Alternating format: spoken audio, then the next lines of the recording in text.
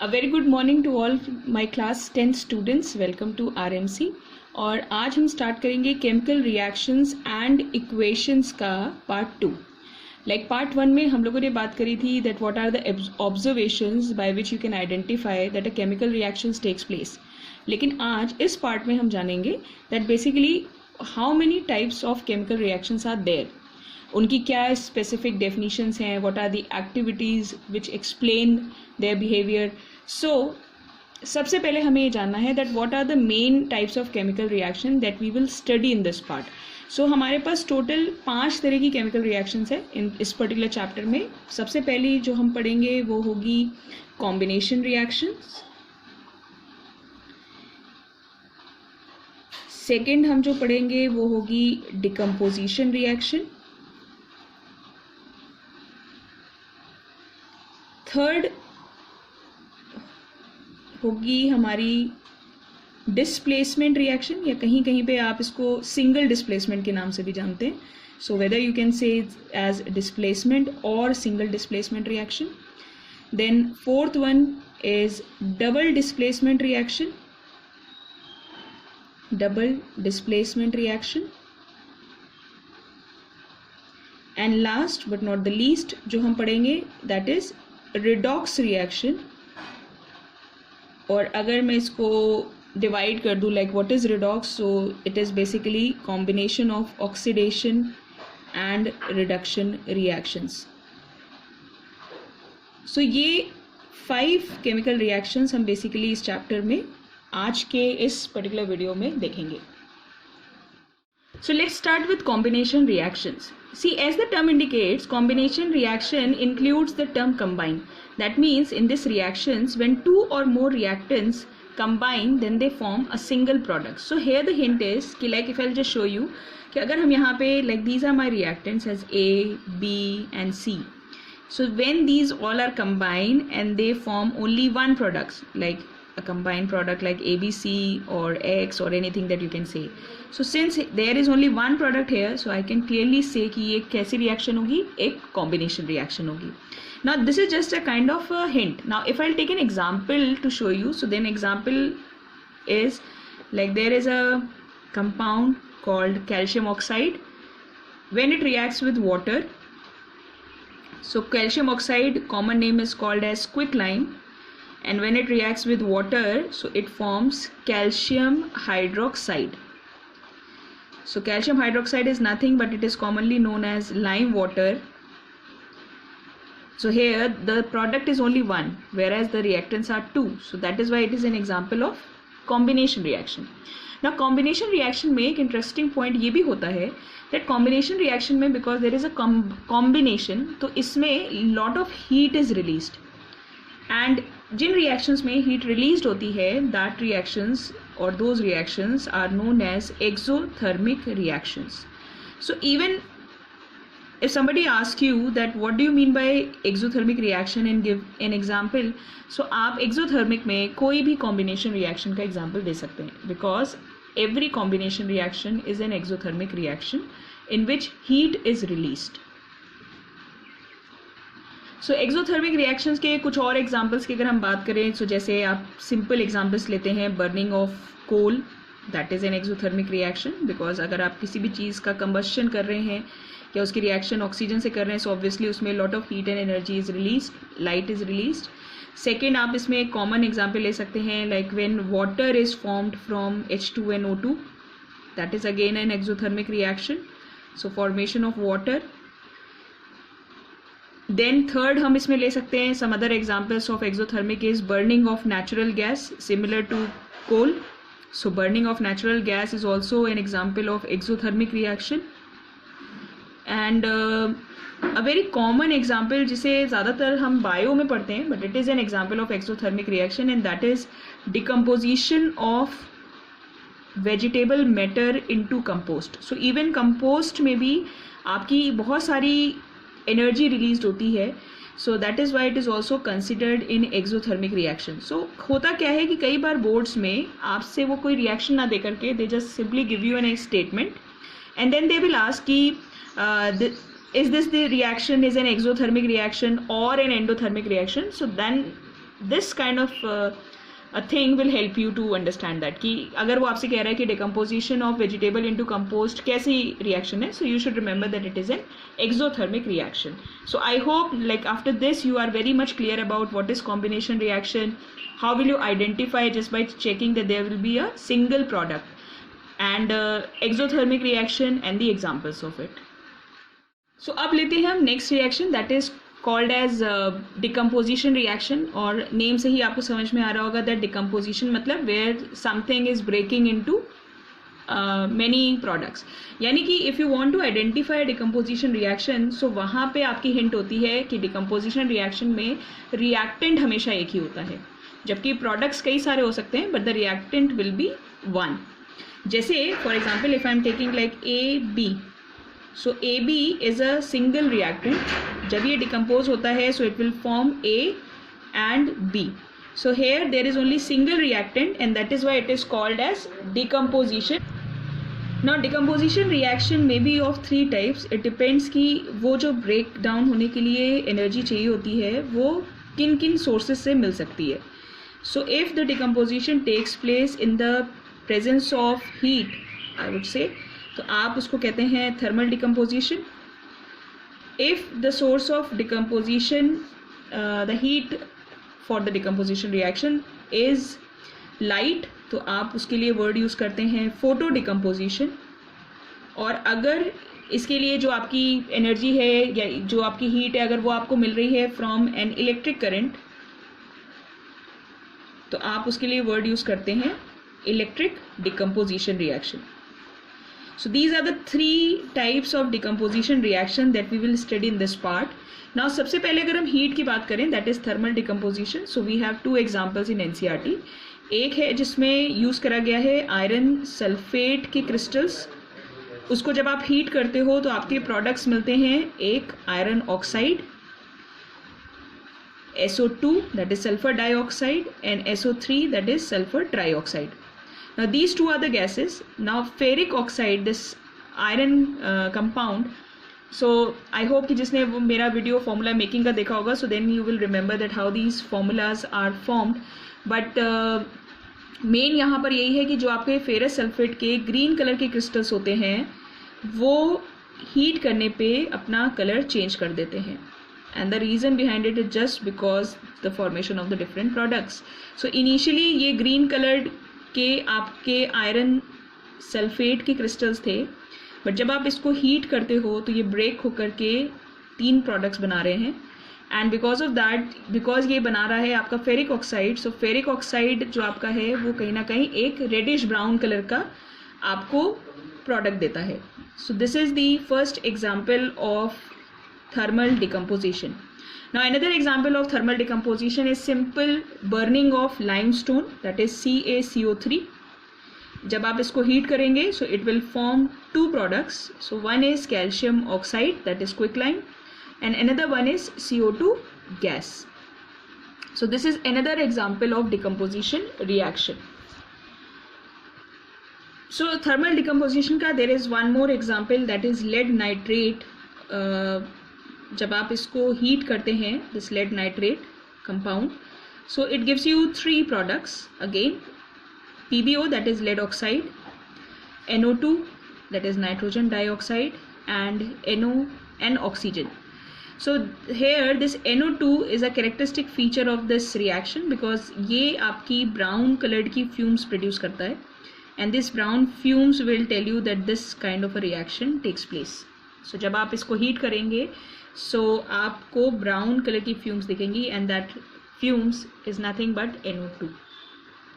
Now next is photo decomposition where light gives you the energy for the the reactant to break into different products.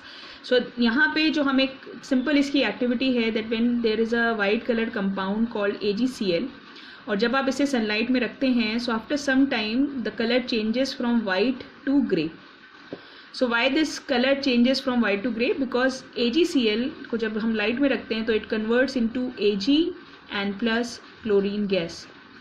So since this two products are formed and that's why the color changes from white to grey. Similar type of reaction but the reactant is different. यहाँ पे जो reactant है हमारा वो है AgBr and same ऐसे ही जब light की प्रेजेंस में इस में भी जब फोटो डिकम्पोजिशन होता है तो it will form AgN+Br2 and this reaction is popularly it is used in black and white photography. So इस रिएक्शन का पर्टिकुलरली यूज़ हम ब्लैक एंड वाइट फोटोग्राफी में करते हैं. So these are the two reactions of photo decomposition. And last but not the least the electric decomposition, जहाँ पे हम बात करते हैं वेरी कॉमन एक्टिविटी जहाँ पे हम वाटर की इलेक्ट्रोलिसिस कराते हैं और इसमें आपका जब इसमें आप इलेक्ट्रिक करंट पास करते हैं so this water molecule breaks into its constituent. So two products will be form. One is H2 and one is O2. Both are the gases, दोनों ही गैसेस हैं. सो ये दोनों गैसेस आपको मिलती हैं and that is because of the electric current. So इसीलिए ये बोला जाता है इलेक्ट्रिक डिकम्पोजिशन में. सो अगर हम बात करें कि ये रिएक्शन होती कैसे है, so it's a very simple reaction. उसके लिए आपके पास एक कंटेनर होता है, ठीक है. If you have a beaker and आप उसमें यू कैन यूज़ लाइक अगर आप नॉर्मली कर रहे हैं so you just take a water and you add some any acids into it so that कि जो रेट ऑफ रिएक्शन होती है, जो आपकी इलेक्ट्रोलिसिस होती है, थोड़ा सा स्पीड अप हो जाए. उसके बाद आप इसमें you can use 2 rods like structure. आप 2 नेल्स यूज़ करते हैं बेसिकली, बट अगर आप एक प्रॉपर तरीके से करना चाह रहे हैं सो आप 2 इलेक्ट्रोड्स ले सकते हैं एंड इन इलेक्ट्रोड्स को आप इस कंटेनर में नीचे से कनेक्ट कर देते हैं with a battery so that कि जहाँ से इसको इलेक्ट्रिक करंट मिलती रहे. Now what happen that you will use 2 test tubes to place just above them ताकि इसमें जो भी आपकी गैसेस रिलीज हो रही हैं सो वो आपकी जो भी इकट्ठी होंगी आपको वो पता चले. सो एक हम यहाँ ले रहे हैं and another one we are taking here. So जब ये रिएक्शन स्टार्ट होगी so what you will observe that after some time यहाँ पे बबल्स फॉर्मेशन आना शुरू हो जाएंगे दोनों साइड में, ठीक है. But the only difference is this कि एक तरफ यहाँ पे जो वाटर का लेवल होगा और सेकेंड टाइम में जो वाटर का लेवल होगा उसमें आपको डिफरेंस दिखेगा. एंड ये डिफरेंस क्यों दिखेगा? बिकॉज अभी जो हम लोगों ने एक रिएक्शन की बात करी सो उस रिएक्शन में इफ़ यू ऑब्जर्व कि यहाँ पे जो H2 प्रोड्यूस हो रहा है वो ऑक्सीजन के वॉल्यूम से जस्ट डबल प्रोड्यूस हो रहा है. You can check here 2 and 1. That means इस केस में जो हाइड्रोजन ये आपकी हाइड्रोजन गैस होगी because the volume is more and this one is oxygen because the volume is less as compare to this one. So this is a simple reaction of electrolysis of water to show the electric decomposition of water molecule into its gases, that is H2 and O2. So the next type of reactions are displacement and double displacement reaction. Now I can give you an example something like this to make you understand कि इन दोनों में difference क्या है. Now if a common layman just observe these two reactions तो आपको समझ में आ रहा होगा कि यहाँ पे एक compound दिख रहा है और एक metal या एक element दिख रहा है, वेरेज यहाँ पे 2 कंपाउंड्स नज़र आ रहे हैं. This is the first trick कि आप कैसे पहचानेंगे that it is a displacement और a double displacement. Now in case of displacement reaction the common principle is this that if this element और metal is more reactive than B तो ये तभी इस कंपाउंड से इसको क्या कर पाएगा? डिस्प्लेस. सो डिस्प्लेस का मतलब क्या होता है? जहाँ पे कोई एक दूसरे को हटा दे. सो वो तभी हटा सकता है if that particular thing is more active और रिएक्टिव देन दी अदर, ठीक है. सो अगर ये इसको हटा देगा सो अब आपका जो नया प्रोडक्ट बनेगा वो बनेगा ACN+B.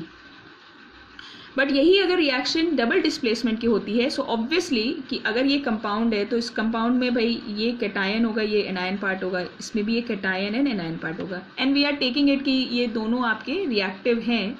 सो यहाँ पे क्या होगा कि ये वाला जो आपका प्लस का वाला पार्ट है वो इस C को हटा देगा तो यहाँ पे ये A कंबाइन हो जाएगा D के साथ और जो ये C हटा वो किससे कंबाइन हो जाएगा? B के साथ, ठीक है.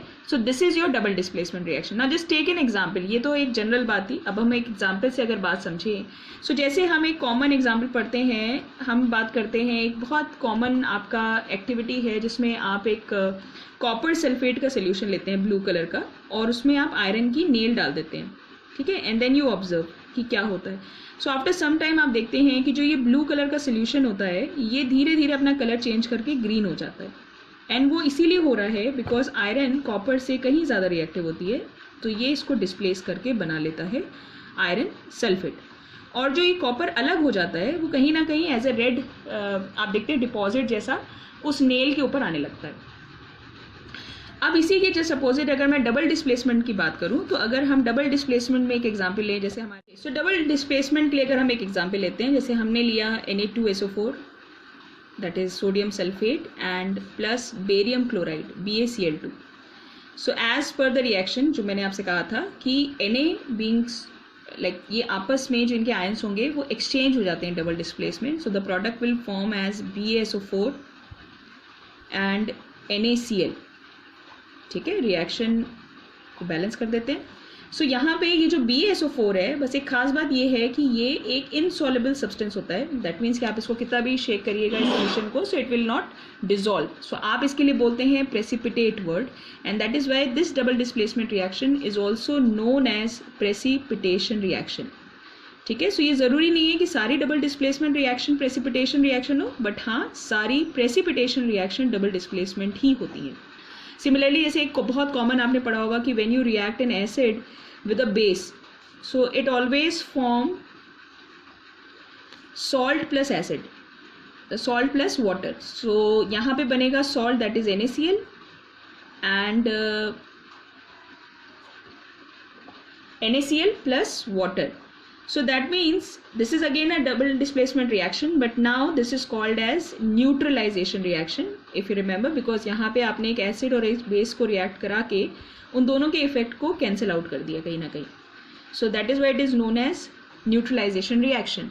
So कहीं ना कहीं ये दोनों रिएक्शन आपके डबल डिस्प्लेसमेंट के ही अंडर आती हैं, and this is the examples of that particular group.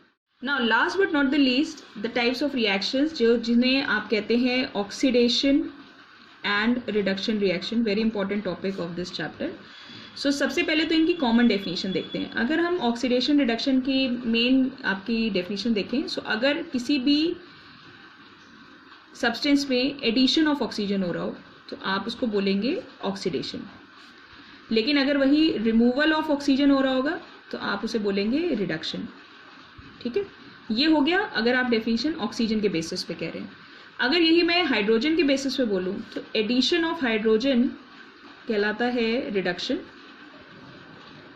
जबकि रिमूवल ऑफ हाइड्रोजन अगर किसी सब्सटेंस से हो रहा है तो आप उसे कंसिडर करेंगे एज ऑक्सीडेशन. अगर यही डेफिनेशन मैं इलेक्ट्रॉन के बेसिस पे बताऊँ, सी अभी हम सिर्फ डेफिनेशन डिस्कस कर रहे हैं, I will give you the example to understand it better. तो इलेक्ट्रॉन में अगर हम बात करते हैं लॉस ऑफ इलेक्ट्रॉन हो रहा है तो हम उसको कहते हैं ऑक्सीडेशन, और अगर गेन ऑफ इलेक्ट्रॉन होता है तो हम उसको बोलते हैं reduction. So now will take an example. जैसे हमने एक सिंपल से एग्जांपल लिया, हमारे पास एक रिएक्शन थी Cu plus O2 forms CuO. This is a reaction. तो यहाँ पे ये सिंपल रिएक्टेंट आपका कॉपर था, but after the reaction if you see कि इस कॉपर में क्या ऐड हो गया, oxygen. So that is why this will be considered as oxidation reaction. ठीक है, वेयर एज अगर सेम यही चीज़ में मैं दूसरी रिएक्शन लूँ that is CuO plus H2 और ये रिएक्शन करके बना दे Cu प्लस H2O, तो अब इस रिएक्शन में यहाँ पे CuO था, बट आफ्टर द रिएक्शन अब ये रह गया सिर्फ Cu, यानी इसमें से क्या हट गया, ऑक्सीजन हट गया. तो अब आप इसको क्या बोलेंगे, आप इसके लिए यूज़ करेंगे रिडक्शन. सो रिडक्शन को आप शो करते हैं लाइक ब्रैकेट के अंदर H लिख के, एंड ऑक्सीडेशन को ब्रैकेट के अंदर O लिख के. सो आप यहाँ पे ऑक्सीडेशन क्यों कह रहे थे, बिकॉज यहाँ पे ऑक्सीजन ऐड हुआ. आप यहाँ रिडक्शन क्यों कह रहे हैं, बिकॉज यहाँ पे ऑक्सीजन हटा. ठीक है, लेकिन अगर एक ही रिएक्शन लाइक अगर मैं कोई एक रिएक्शन लेती हूँ ZnO plus C and it forms Zn plus CO, तो आपका सबसे पहला काम ये है कि आप ये देखिए रिएक्टेंट में ZnO था एंड रिएक्शन के बाद वो बदल गया Zn में, यानी कि इसमें से क्या हट गया, O. लेकिन वहीं कार्बन से बन गया CO, यानी यहाँ पे क्या लग गया, O.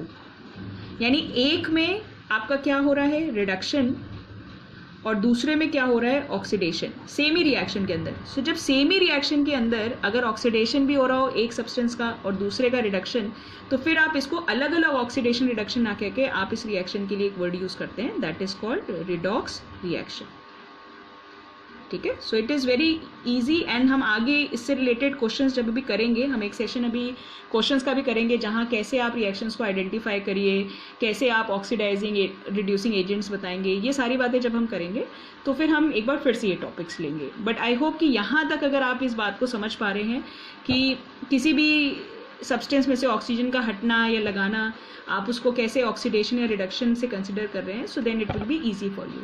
इलेक्ट्रॉन वाला अभी 10th में आपके लिए उतना इंपॉर्टेंट नहीं है, just for an information you should know, but अगर हम जब कोई क्वेश्चन करेंगे और अगर इसमें रिलेटेड हमारी कोई पॉइंट आता है तो then we will definitely discuss about it. So I hope कि ये वाला पार्ट आपके लिए काफ़ी हेल्पफुल होगा and after this video many of you will understand that what is the basic trick to identify the type of reaction, what are the most common examples that you can learn under that and also एक चीज़ मेरे से रह गई थी and that is related with precipitation and neutralisation, तो हमने कर ली थी बात, बट हम लोगों ने एक बात करी थी that combustion reactions are known as exothermic, so decomposition reactions को आप एंडोथर्मिक भी कंसिडर करते हैं बिकॉज उन केसेस में आपको एनर्जी चाहिए होती है because the substance absorb the energy.